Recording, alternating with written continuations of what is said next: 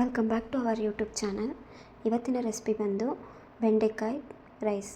ಬೆಂಡೆಕಾಯಿ ಅಂದರೆ ನನ್ನ ಮಗನಿಗೆ ತುಂಬಾ ಇಷ್ಟ. ಸೊ ಹಾಗಾಗಿ ಬೆಂಡೆಕಾಯಲ್ಲಿ ಏನು ವೆರೈಟೀಸ್ ಮಾಡ್ಬೋದು ಅಂತ ನಾನು ಹುಡುಕಿ ಫೈಂಡ್ ಔಟ್ ಮಾಡಿ ಮಾಡ್ತಾಯಿದ್ದಾನೆ. ಸೊ ಅದರಲ್ಲಿ ಇದು ಒಂದು ರೆಸಿಪಿ ಬೆಂಡೆಕಾಯಿ ರೈಸ್. ಇದು ತುಂಬಾ ಟೇಸ್ಟಿಯಾಗಿರುತ್ತೆ, ಹಾಗೆ ಮಾಡೋದಕ್ಕೂ ಕೂಡ ಸಿಂಪಲ್ ಆಗಿರುತ್ತೆ. ಮಕ್ಕಳು ತುಂಬಾ ಇಷ್ಟಪಟ್ಟು ತಿಂತಾರೆ. ಬನ್ನಿ ಹಾಗಾದರೆ ಇವಾಗ ಏನೇನು ಸಾಮಗ್ರಿ ಬೇಕಂತ ನೋಡೋಣ. ಕಡಲೆಬೇಳೆ, ಉದ್ದಿನಬೇಳೆ, ಜೀರಿಗೆ, ಬೆಳ್ಳುಳ್ಳಿ, ಕರಿಬೇವು, ಕಾಳು ಮೆಣಸು, ಒಣ ಮೆಣಸಿನ್ಕಾಯಿ, ತೆಂಗಿನ ತುರಿ, ಇದಿಷ್ಟು ಸಾಮಾನು ಬಂದು ಮಸಾಲೆ ಮಾಡೋದಕ್ಕಂತ. ಇವಾಗ ಮಸಾಲೆಗೆ ರೆಡಿ ಮಾಡ್ಕೊಳ್ಳೋಣ. ಒಂದು ಕಡಾಯಿ ಇಟ್ಟು ಅದರಲ್ಲಿ ಸ್ವಲ್ಪ ಎಣ್ಣೆ ಹಾಕಿ, ಹಾಗೆ 1 ಟೇಬಲ್ ಸ್ಪೂನಷ್ಟು ಕಡಲೆಬೇಳೆ, 1 ಟೇಬಲ್ ಸ್ಪೂನಷ್ಟು ಉದ್ದಿನಬೇಳೆ ಹಾಕಿ ಗೋಲ್ಡನ್ ಬ್ರೌನ್ ಬರೋವರೆಗೂ ಫ್ರೈ ಮಾಡ್ಕೊಳ್ಳೋಣ. ಗೋಲ್ಡನ್ ಬ್ರೌನ್ ಬಂದಮೇಲೆ ಅದಕ್ಕೆ ಒಂದು ಸ್ವಲ್ಪ ಕರಿಮೆಣಸು, ಜೀರಿಗೆ, ಬೆಳ್ಳುಳ್ಳಿ ಮೂರನ್ನು ಸೇರಿಸಿ ಮತ್ತೆ ಫ್ರೈ ಮಾಡ್ಕೊಳ್ಳೋಣ. ಅದಾದಮೇಲೆ ಸ್ವಲ್ಪ ಕರಿಬೇವು ಹಾಕಿ ಮತ್ತು ಒಣ ಮೆಣಸಿನ್ಕಾಯಿ ಹಾಕಿ ಹಾಗೆ ಫ್ರೈ ಮಾಡಿಕೊಂಡು ಅದಕ್ಕೆ ಸ್ವಲ್ಪ ತೆಂಗಿನಕಾಯಿ ತುರಿನ ಹಾಕ್ಕೊಂಡು ಚೆನ್ನಾಗಿ ಫ್ರೈ ಮಾಡ್ಕೊಳ್ಳೋಣ. ಹಸಿ ಸ್ಮೆಲ್ಲು ತೆಂಗಿನಕಾಯಿದು ಹೋಗಬೇಕು. ಆ ಥರ ಫ್ರೈ ಮಾಡಿಕೊಂಡು ಇವಾಗ ಇದನ್ನು ಮಿಕ್ಸಿ ಜಾರಿಗೆ ಹಾಕಿ ಸಣ್ಣಕ್ಕೆ ಪೌಡ್ರ್ ಮಾಡ್ಕೊಳ್ಳೋಣ. ಈ ಪೌಡರ್ನ ನಾವು 1 ವೀಕ್ವರೆಗೂ ಕೂಡ ಸ್ಟೋರ್ ಮಾಡಿ ಇಟ್ಕೊಬೋದು.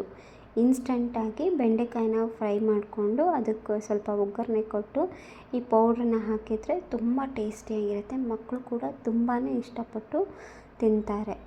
ಸರಿ, ಇವಾಗ ಪೌಡ್ರ್ ಅರೆದಿಟ್ಕೊಂಡಿದ್ದೀವಿ. ಇವಾಗ ಒಗ್ಗರಣೆಗೆ ಏನು ಬೇಕು ನೋಡೋಣ. ಒಂದು ಸ್ವಲ್ಪ ನೆಲಗಡಲೆ, ಗೋಡಂಬಿ, ಹಸಿಮೆಣಸಿನ್ಕಾಯಿ, ಕರಿಬೇವು, ಹಾಗೆ ಫ್ರೈ ಮಾಡಿಟ್ಕೊಂಡಿರುವಂಥ ಬೆಂಡೆಕಾಯಿ, ಅದರ ಜೊತೆಗೆ ಪೌಡ್ರ್ ಮಾಡಿಟ್ಕೊಂಡಿರೋ ಮಸಾಲ. ಇವಾಗ ಒಂದು ಬಾಣಲೆಗೆ ಎಣ್ಣೆ ಹಾಕಿ, ಎಣ್ಣೆ ಕಾದಾದ ನಂತರ ಸಾಸಿವೆ ಹಾಕಿ ಹಾಗೆ ನೆಲಗಡಲೆ ಹಾಕಿ ನೆಲಗಡಲೆ ಗೋಲ್ಡನ್ ಬ್ರೌನ್ ಬರೋವರೆಗೂ ಫ್ರೈ ಮಾಡ್ಕೊಳ್ಳೋಣ.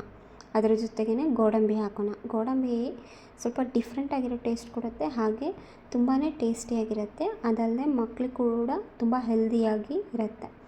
ಹಾಗೆ ಅದನ್ನು ಫ್ರೈ ಮಾಡಿಕೊಂಡು ಇವಾಗ ಹಸಿಮೆಣಸಿನ್ಕಾಯಿ, ಕರಿಬೇವು ಹಾಕಿ ಮತ್ತೆ ಫ್ರೈ ಮಾಡ್ಕೊಳ್ಳೋಣ.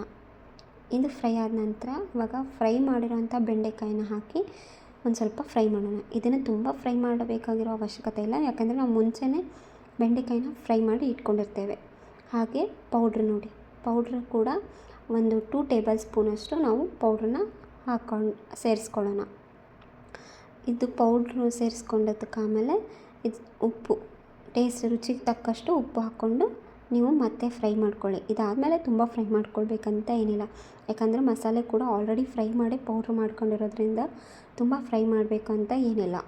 1-2 ನಿಮಿಷ ಫ್ರೈ ಮಾಡಿಕೊಂಡು ಅನ್ನ ಹಾಕಿ ಕಲಸ್ಕೊಂಡ್ರೆ ಟೇಸ್ಟಿಯಾಗಿ ಹೆಲ್ದಿಯಾಗಿರುವಂಥ ಬೆಂಡೆಕಾಯಿ ರೈಸ್ ಸೂಪರಾಗಿ ರೆಡಿ ಆಗುತ್ತೆ. ಇದೇ ಥರ ಟೇಸ್ಟಿ ಆ್ಯಂಡ್ ಹೆಲ್ದಿ ರೆಸಿಪೀಸ್ಗೆ ನನ್ನ ಚಾನಲ್ನ ಸಬ್ಸ್ಕ್ರೈಬ್ ಮಾಡಿ.